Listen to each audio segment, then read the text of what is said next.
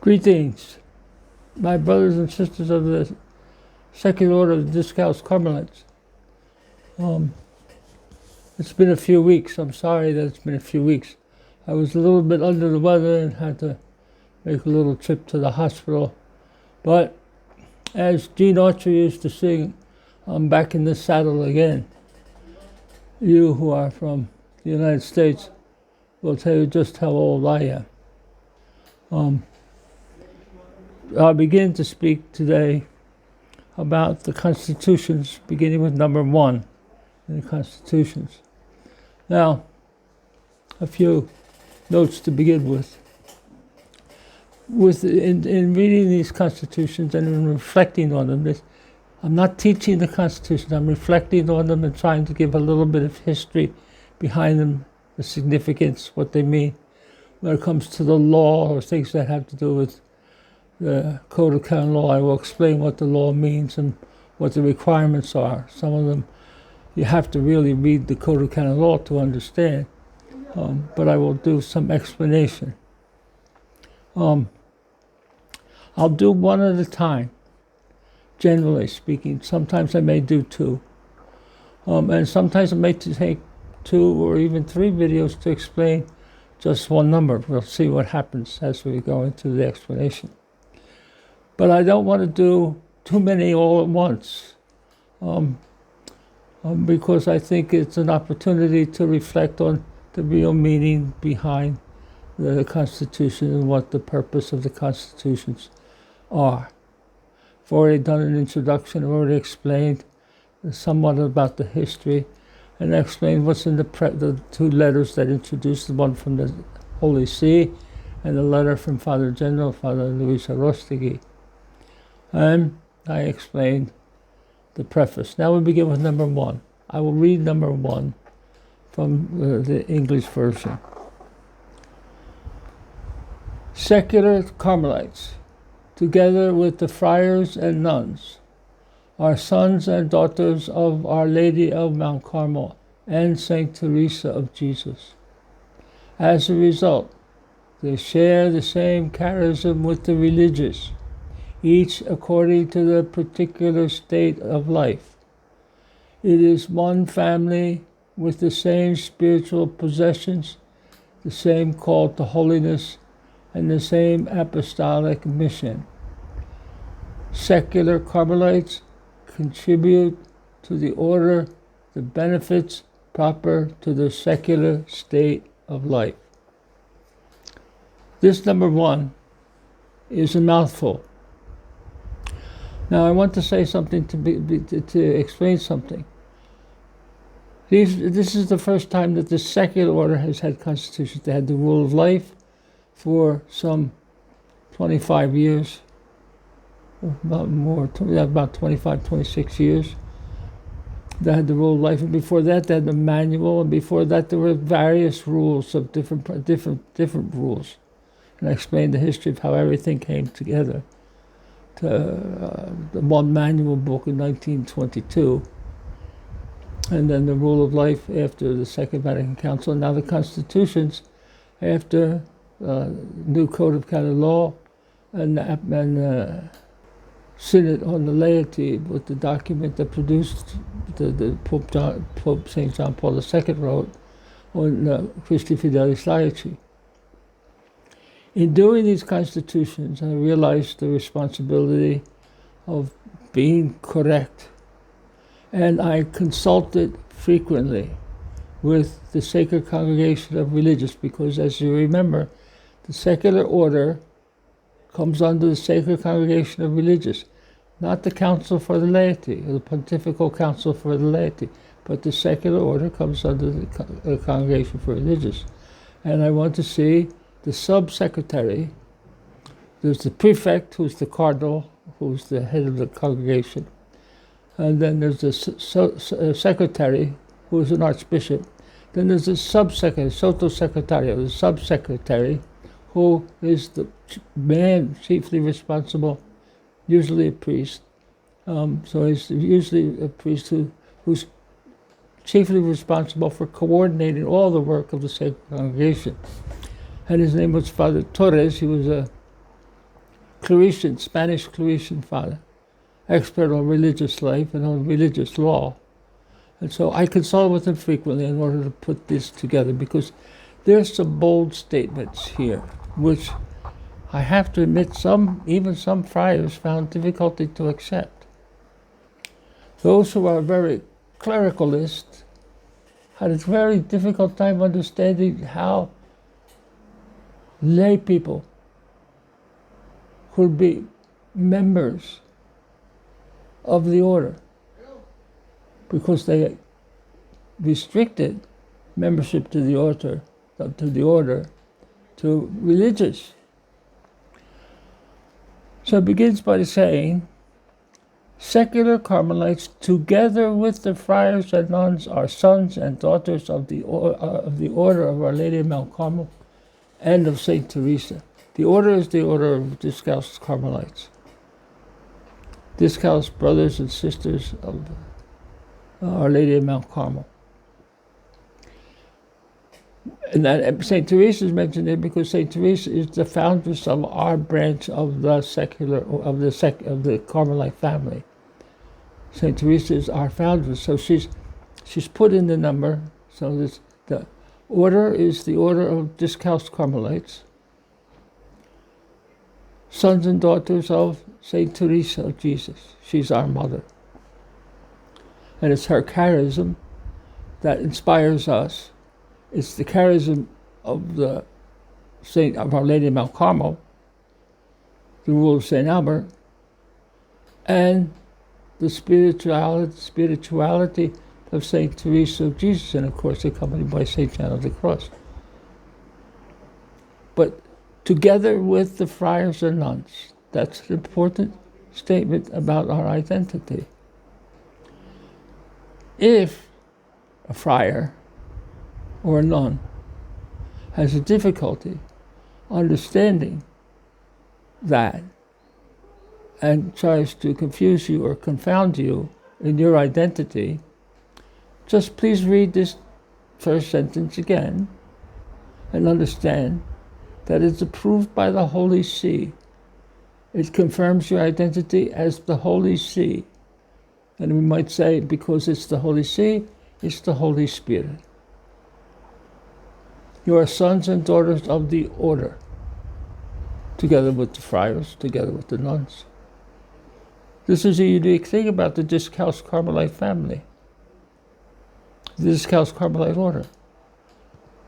There's men who have dedicated their lives to living in a monastery in apostolic service to the church by seeking a contemplative life. There are women who have sought to live in a cloister and serve the church in a contemplative life. And there are men and women who live in the world who seek to serve the church and to live a contemplative life. Each now. As a result, they share the same charism with the religious. The seculars share the same charism with the religious, each according to the particular state of life. So this is very clear.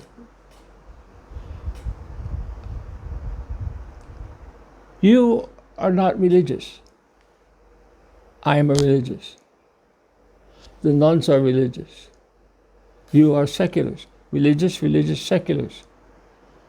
Discalced Carmelite, Discalced Carmelite, Discalced Carmelite. Teresian Carmelite, Teresian Carmelite, Teresian Carmelite. It's our lifestyle. My lifestyle is not the lifestyle of the nuns. The nuns' lifestyle is not the lifestyle of the friars. My lifestyle is not the lifestyle of seculars. The nuns' lifestyle is not the lifestyle of seculars. And the seculars' lifestyle is not the lifestyle of nuns. The secular Carmelites, their lifestyle is not the lifestyle of friars. The lifestyles are different. The place of living the holiness that we're called to live is different. I pointed out to you in the letter that was written by the Holy See, by Cardinal Somalo, that he specifies where it is that your holiness takes place. Family life, social life, civil life, and church life, basically parish life. That's your place of holiness. Primarily, in the first place, the family life. The place of the holiness of the nuns is the cloister. The place of the holiness of the friars is the monastery in service to the church in apostolic service. The nuns have an apostolate. We have an apostolate. You have an apostolate. But we'll talk to that when we'll talk about that when we talk about the apostolates. But it's the place of holiness is different. The holiness is the same. The style of holiness goes with the style of life. It is one family with the same spiritual possessions, the same call to holiness, and the same apostolic mission. The same spiritual possessions. We possess as a symbol the scapular, Mary, protector, patroness, spiritual mother of Carmel. We protect the same spiritual possessions. Saint Teresa of Jesus, Saint John of the Cross, Saint Teresa of the Child Jesus, Saint Elizabeth of the Trinity, Saint Teresa Benedicta of the Cross. Countless Carmelite spiritual writers, spiritual authors, experts on the religious life, experts on the spiritual life, experts, doctors of the church. We possess those, that we possess them. They're gifts to the church, but given to us to propagate, to pass on, to teach, to share with in the church. The same call to holiness. There are two orders in the church. There are two orders, two systematic orders. There's the order of hierarchy. Who's the most important person in the church? Well, obviously, the Pope. It's the hierarchy of authority, he's it. And then it goes down and down and down and down and down and down and down and down. And it includes the whole church. The whole church is structured about a hierarchy of authority, of the exercise of authority in the service of the salvation of the world. That's the order of authority. Then there's the order of holiness. Who is the holiest person in the church? It may well be Pope Francis. It may well be.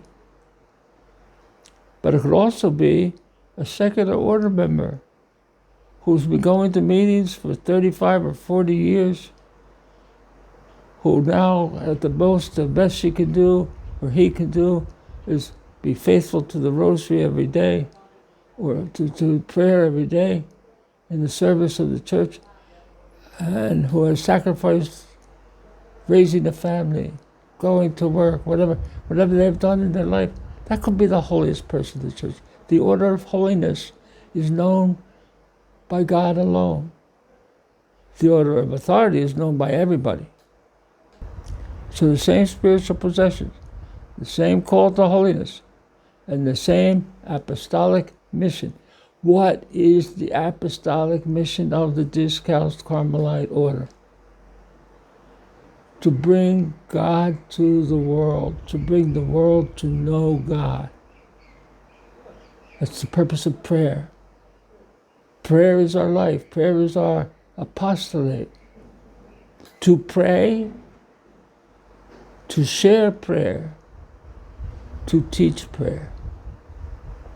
We do that in all sorts of ways, as the nuns are especially models of that in their contemplative, cloistered lifestyle. The fathers in their apostolic mission, no matter what the church has confided for fathers, the priests, the men, the friars, to do in their ministry, in their mission. Prayer is at the essence of it, sharing the relationship with God, the possibility of relating to God, of having a relationship to God. For the secular, prayer. Prayer in your family. You may not be able to get everybody in your family to pray, but your prayer will save your family. Many times seculars have told me they have children or grandchildren who've stopped going to Mass, who no longer participate in the life of the church, who haven't gotten their children baptized. And they worry. Pray. You can pray. That's our apostolic mission. Secular members contribute to the order the benefits proper to their secular state of life. Secularitas. The order, you contribute to the order. What you contribute is that you are in the world. You are realistic. You are dealing with the difficulties of family life. You are dealing with the difficulties of work. You're dealing with the difficulties of supplying sufficiently for your families. You're concrete in the living of your spirituality. And so you contribute your concreteness. You contribute your humanity, your secularity, your being in the world. Sometimes maybe the priest can be a little theoretical about things and go on and on and on and on and on. Or sometimes the nuns can be a little too pious, maybe. But the seculars contribute to the concrete presence of the order in the world, in the church, among people. Our spirituality is more real because it is lived by you in your families and in your workplaces, in your neighborhoods, in society. So, as I said, in writing these, especially this first number, I asked many questions rather of the Congregation of Religious to make sure I was not overstating anything. I'm not overstating anything. And this document was approved, this number specifically was approved by the Holy See. This is your fundamental identity. The first part of the Constitution talks about identity, values, and commitment. So it begins with the most fundamental statement of your identity. You, together with the friars and the nuns, are members of the order. Thank you. Now, I want to answer a few questions that have been answered. Number one, a number of people have asked me about questions about particular circumstances of people whose married life is in question.